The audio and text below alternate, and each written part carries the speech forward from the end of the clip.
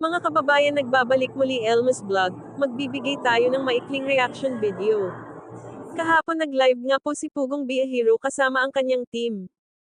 Nagkaroon sila ng kaunting problema sa isa sa kanyang mga sponsor. Na nagpa-package sa kanya noon, sabi ni Sir Paul, natanggap na nila ang package kaso hindi nakita nila agad dahil nasa ilalim na ito. Dahil sa daming nagpapadala ng package sa kanila. Kaya nag-live sila Sir Paul, para buksan ang package ng isang sponsor.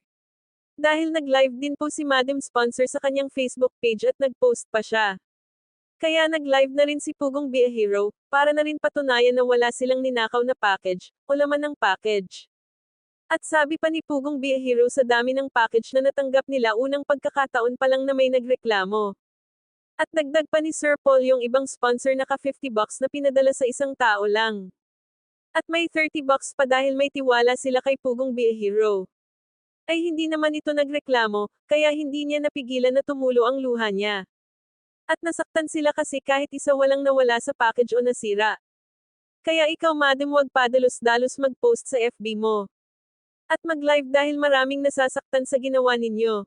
Matutong mag-antay kung kailan na ipamigay ang package, at mabasa ang pangalan mo.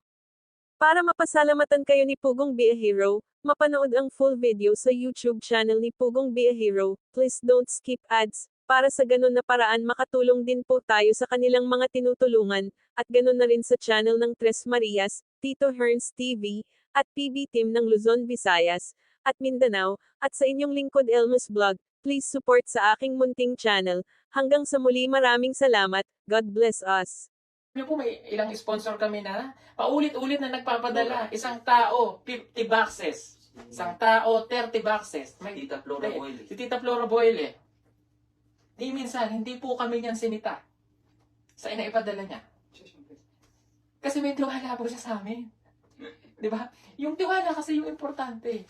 So ito isang patunay na wala po kaming kinukuha ni isang package. Nila ka na eh.